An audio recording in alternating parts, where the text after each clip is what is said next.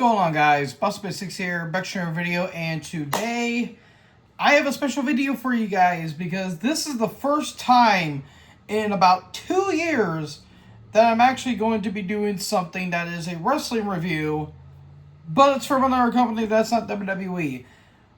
Today, I'm going to be doing my review of All In Texas from AEW. Yes, I'm actually doing an AEW pay-per-view review. Why? Fuck it, why not? It was their big show happening this upcoming week, and I decided why not and try and watch it and see if my thoughts have really changed about this company. And you guys have known my opinions on AEW. You know, just this company to me has not done anything that really intrigued me, because every time they try to do something that does intrigue me, it gets bogged down by a bunch of bullshit. And lo and behold, this was nearly the centerpiece of that statement, because I get why they had some decisions made on the show, but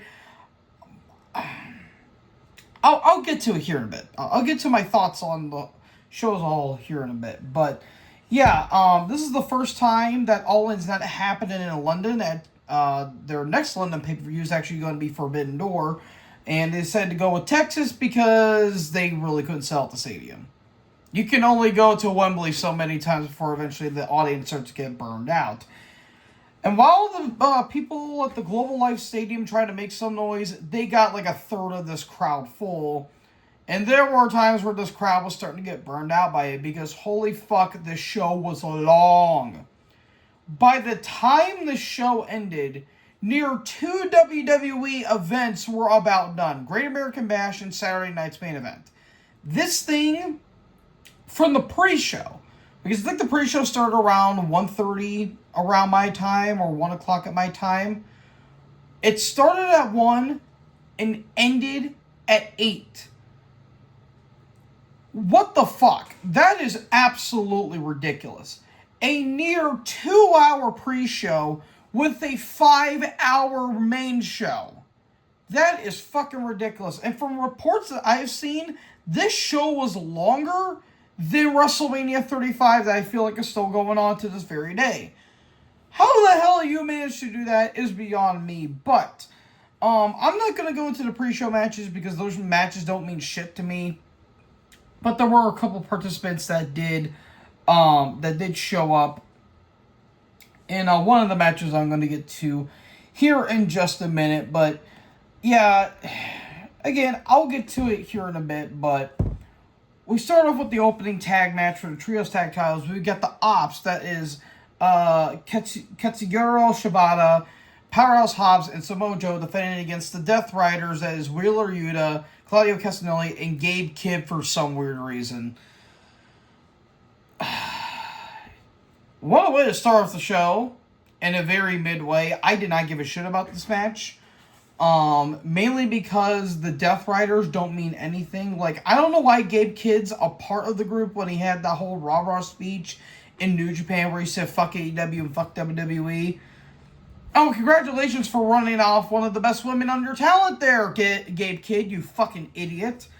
Wheeler is about as useless as tits on a fish, and Claudio is just fucking there. I like Shibata, but Shibata is slowed down. Powerhouse Hobbs has not meant anything in years. Like, they tried to push that guy, but that ultimately didn't work. And Joe is Joe. This could have been on TV. This could have been on Dynamite. About 14 minutes. It could have been easily 8. And Samoa Joe and the crew win. And then Joe gets taken out and gets Pillmanized. So now, who's Paige gonna select to help take out the Death Riders? We can only speculate. But then we get to, I think, the second longest match. Yeah, the second longest match for some fucking reason on this entire show. We've got the men's casino gauntlet match for a future world championship. For the future AEW title match. So basically, the whole antithesis of this match is that 2 guys start, and then a few other guys come in, and whoever gets a pinfall or submission gets to win the match. So, your participants of this match were the first 2 participants, Mark Briscoe, MJF, Ricochet, Bandito, Konosuke Takesha, Mystico, Josh Alexander, Anthony Bowens, Roderick Strong, Brody King, who got a big pop, Juice Robertson, who returned for the first time in about a year due to injury, and looked very clean shaven. People said he looked like Bo Dallas, which I thought was funny. Kota Ibushi, the Beast Mortos, and Max Caster. Wow. This was certainly a gauntlet match that happened, and this was easily one of the most overbooked messes I have seen in about 5 minutes. Like, holy shit. You could not tell me this match was not overbooked as shit. Good lord. It is just absolutely ridiculous with how fucking long this match was. Nearly 35 minutes. Nearly 35 minutes. And I'm going to keep bringing up the runtime for these matches because you'll understand my point when I get to the end of it. But nearly 35 minutes of this shit? Really? For this match alone? Good God almighty. What a fucking disaster of a match this was. This was a complete mess. I knew MJF was going to win this match because it made too much sense considering what was going to happen in the main event. But I'm sorry, this match did nothing for me. It was just a bunch of guys doing a bunch of random shit and it went too fucking long. And MJF wins. Moving on. And move on we will to the next match, which was supposed to be a singles match for the AEW TNT title between Adam Cole, Bebe, and Kyle Fletcher. Well, unfortunately, during the pre-show match, Adam Cole had suffered an injury. Apparently, reports are saying it's a concussion, which makes a lot of sense because Cole has not looked the same. And I just got to go on a brief sidebar here. I feel so fucking bad for Adam Cole. That dude cannot catch a break because he suffered a concussion at Forbidden Door a couple of years ago. He shattered his ankle at one point, and he got another concussion here. This dude can't get a fucking break. And apparently, from what I saw, it was because of the apron bump that he took against Kyle Fletcher. I'm not shocked that happened because, one, that was a dumb move, and two, it was so unnecessary. And Cole at this point is damaged goods. I hate to say it. I love Adam Cole, but I feel like hanging it up's not the worst thing in the world at this point because, good fucking lord, dude, like, what else do you need to do? Like, there are times your body is gonna give out on you, and you gotta learn when to say when. So yeah, I love Cole, but I feel like hanging up is not going to be the worst option at this point. So they turn it to a fatal four-way with Dustin Rhodes, Daniel Garcia, and Sammy Guevara getting put in the match. 15 minutes this match went. 15 minutes. This could have easily been 10. And you could have saved time for this show. Like, if they wanted to be very fruity, they could have at least cut like an hour on the show, and you wouldn't miss anything. It did not need to go to fucking 7 o'clock at night. It did not need to. That was completely unwarranted. So, yeah, it's just ridiculous. And another thing, too, about the AEW fans I'm really starting to notice, they seem to not care about the length and the runtime of some shows, but they will bitch when WWE does it. I know, hypocrisy. It sucks. Not the band. The word does suck. But anyways, yeah, 15 minutes this match went. I didn't care about it. The crowd was starting to be... the crowd was kind of dead for this match.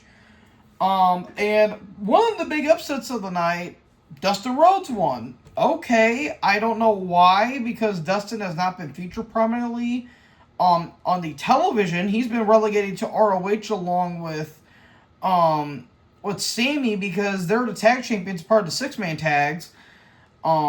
At least, no, Dustin is part of six-man tags because I think he's with the Von Erich boys.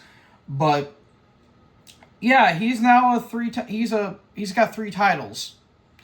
2 of them don't, well, 3 of them really don't fucking matter, if we're being completely honest, because the TNT title, ever since the whole bullshit with the, Sammy winning it, and then the America's Top Team they did a few years ago, yeah, that title hasn't meant shit since. And when they try to put it on someone legitimate, they completely undermine them. But yeah, Dustin wins, pushing that new young talent. And I love Dustin, don't get me wrong. I just don't understand this booking decision when you have Kyle Fletcher right there. I'm willing to bet they're going to have Sammy turn on Dustin for some fucking reason, because that's a feud we need in 2025. But I think Fletcher's going to get the title maybe at Forbidden Door next month. I don't really know, in all honesty, but you could have given the title to Fletcher and it really wouldn't have mattered. And it's funny, too, that, you know, people like this moment but bitched about Goldberg getting a world title shot in 2025. I'm saying they're around the same age, but no one's giving Dustin shit. I get it's a hometown pop, but at the same time, if you're going to shit on a company for giving an old guy a world title shot, but then the same company you're cheering for is going to give a guy that's in his 60s a title, a mid-card title, I'm just saying that makes no sense in my opinion. Oh boy, then we get the next match. I got words to say about this one. We have the tag title match between Swerve Strickland and Will Ospreay against the Young Bucks. And if the Bucks win, then Ospreay and Swerve can't challenge for the world title for a year. But if the Bucks lose, they are stripped of their EVP status. For all what that's worth. The entrances for Ospreay and Swerve are cool. I like the fact that she managed to get JoJo Offerman, who was Bray Wyatt's widow, to sing "Ain't Nobody" by Shaka Khan, I think, which was Swerve's theme on the Indies. So that was cool. Ospreay's entrance was certainly something. It was an Assassin's Creed thing because, get it? He's the aerial assassin in Assassin's Creed. Do you get it? Do you get it? I don't think you got it yet. Ospreay needed all the fucking pyro in the world that makes Cody Rhodes looks like Slim Pickens. But I'm sorry. The Bucks entrance is fucking stupid too because they can't take themselves seriously because they're not serious whatsoever. I know people like this match, and even people that aren't Young Bucks fans like this match. I'm sorry, this match did fucking nothing for me. It's the same goddamn match that you have seen from the Bucks that I fucking hate. And Undertaker was right. He doesn't like the flip-to-do-that bullshit. I don't like it either. There are times I don't mind it, but when you are constantly doing it, it looks fucking indie. This isn't wrestling. This is fucking gymnastics. And I like Swerve. Ospreay is good when he doesn't have his own head shoved far up his own ass and up AEW's ass. And the Bucks, they mean fucking nothing. They act like they're cool, but they're not. They act like they're still teenagers when they're in their early 40s to late 30s. Fucking grow up. I'm sorry, this match was terrible. I hated this match. This match was fucking terrible to watch. Because again, it's another fucking Young Bucks match. I fucking hate their match. And somebody's going to be saying something about me watching the show, and I'll get to hear why I watched the show at the end of it. But 25 fucking minutes of this match, 25 minutes, if it was 20, I would have been fine with it. But this could have went 17. I would have swallowed that little bit, at least. But no, they had to go 25 fucking minutes. Same finisher kick-out bullshit that they kept doing, and they did way too fucking much. They did way too much. God damn it. This company doesn't know when to fucking control themselves. Because the Bucks think they're over when they're not. No one likes these fucking clowns. Swerve and Ospreay win, so the right people won, but Jesus goddamn Christ. What, 25 minutes just to get there? What the fuck? Anyways, we get the Women's Casino Battle Royal, or the Casino Gauntlet, and the winner gets a challenge for the Women's World title. So your participants are Chris Statlander, Megan Bayne, Willow Nightingale, Ty Mello, Thekla, however you say her name, Julia Hart, Queen Namanata, Mina Shirakawa, Athena, she got a big pop, Thunder Rosa got a huge pop, Siri, I think that's how you say her name, she's a Japanese wrestler, and Alex Windsor, who I believe does stuff on the UK. I mean, it was better than the men's match because at least it was shorter, but it still wasn't great. This was still a mess of a match. And Athena wins. I'm not even going to bother going over the spots of this match because there's no fucking point. I forgot Athena was even with the company still. And people are like, oh, you should check out her matches. I don't have time to watch ROH, guys. I really don't. I don't have time to watch something that's still AEW equivalent. I'm sorry, but I don't. That company hasn't mean shit to me. It hasn't mean shit in about, 6-7 years? So, there's that. It went 27 minutes, this match went. 27 minutes. After a match that just went 25. Terrible fucking pacing. Terrible pacing. Then we get to the Hurt Syndicate, Lashley and Benjamin with MVP and MJF versus Jet Speed of Speedball Mike Bailey and Kevin Knight against the Patriarchies, Christian Cage and Nick Wayne with Kip Sabian, who for some reason looked like Bret Michaels he looked like Brian Pillman Jr. now, which was weird, especially with the hair. And Mother Wayne, 3-way for the World Tag Titles. Again, you could have cut this fucking match. You could have cut this match off of the pay-per-view and you wouldn't miss anything. Nearly 20 fucking minutes for this match. Nearly 20 minutes. God, Jesus Christ. Wow. They really did that. FTR was on commentary because they won a match on the pre-show. Yeah, the best tag team in their company got relegated to the pre-show. That is fucking sad if you ask me. Hurt Syndicate win.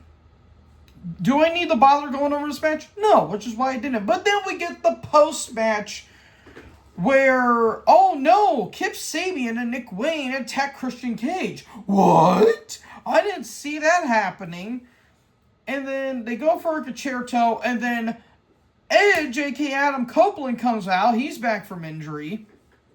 Or he's back after FTR took him out. He's got his spike 2x4 and does his long fucking entrance, which I get why they do that, but at the same time it makes the heels look very stupid. Like, you're having a baby face right at your lap, and you don't attack him because you're too busy being distracted by a guy that's doing this whole fucking entrance. It's literally like if Sami Zayn is about to get killed by Bronson Reed, and Cody Rhodes comes out and does his whole whoa entrance, and all the pyro goes off. That's literally the equivalent of them doing that. Or it's like when Jeff Hardy made his AEW debut when Matt was getting attacked and he does his whole entrance when he's trying to save his brother. I hate that trope. It's a dumb cliche, and I hate it.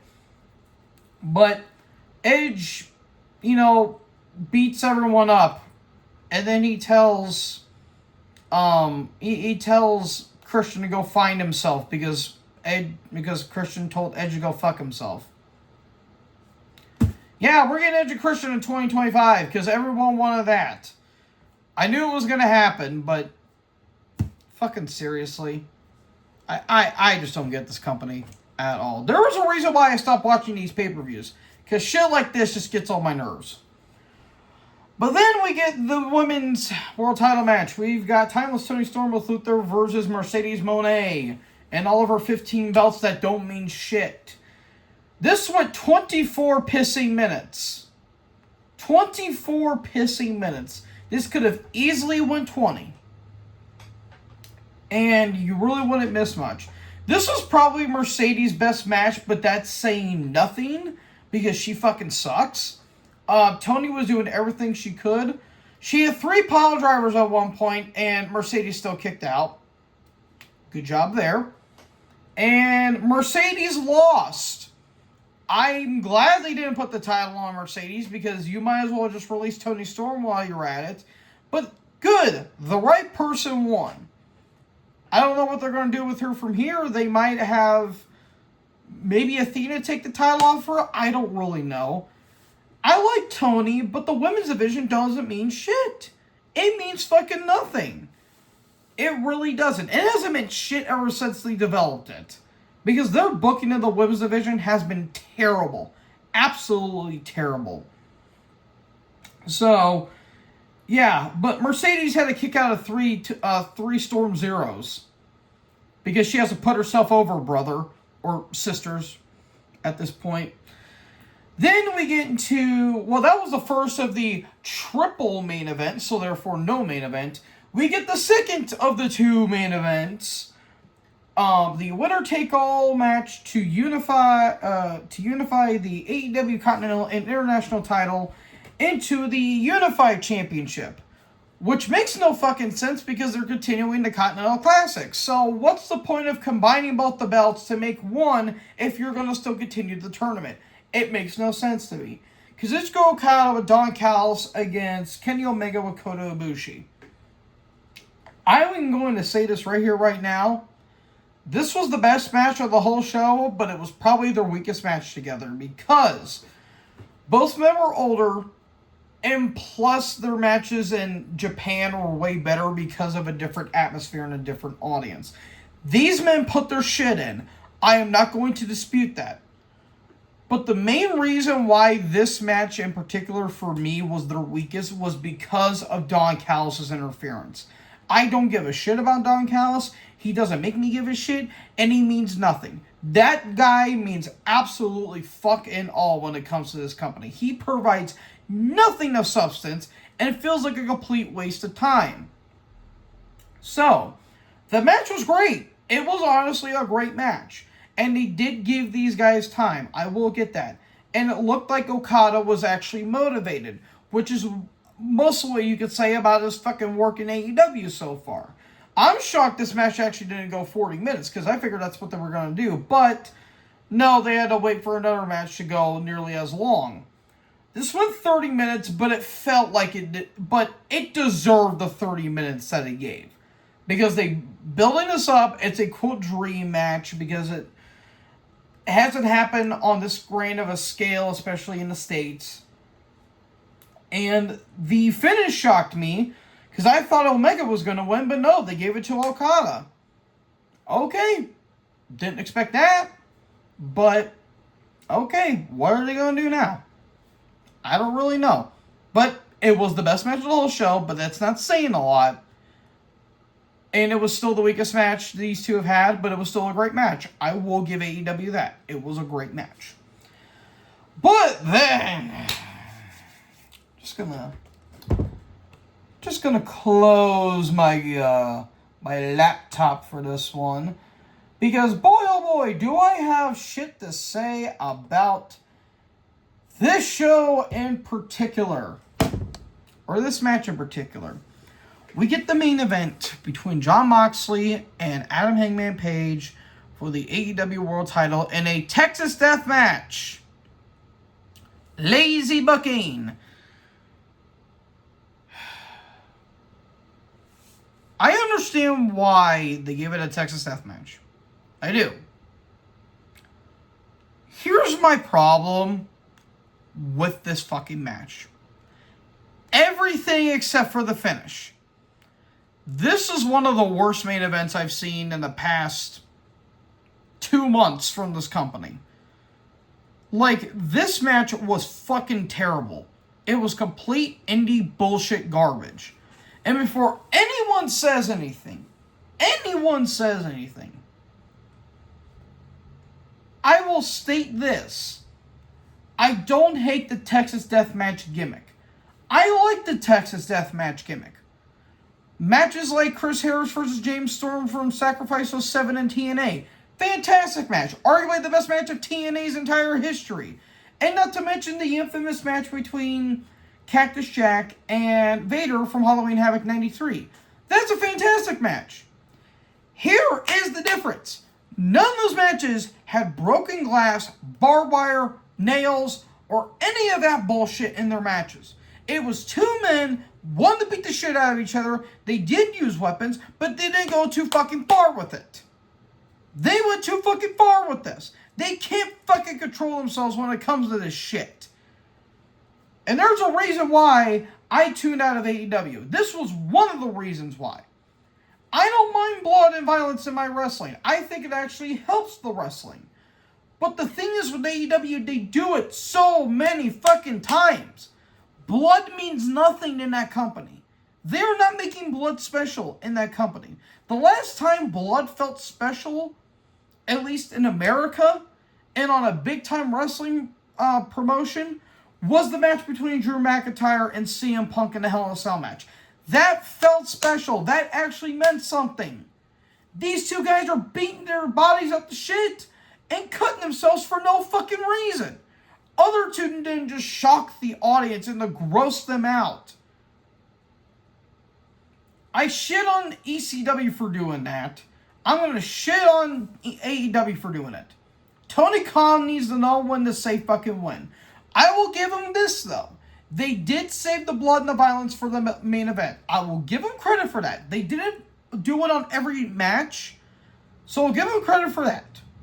But they still went too fucking far with it. If you wanted to throw in chairs and a table and a chain and whatever, fine. I can fully respect that. But when you throw in barbed wire, glass, and a bed of nails, that doesn't mean anything. That's fucking stupid. That's not fucking wrestling. I'm shocked they didn't give fucking light tubes and thumbtacks. I was honestly shocked they didn't do that.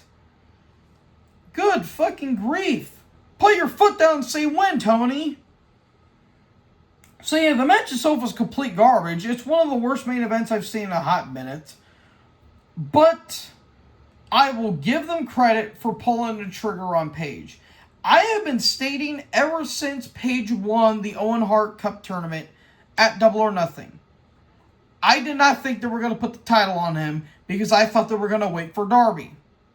They didn't. And I've been stating that for a month now. And to those who know me personally, and to anyone that's in the Shadow Call podcast or the group chat I'm in, feel free to give me shit. I will deliberately eat my giant plate of crow because they put the title on Paige.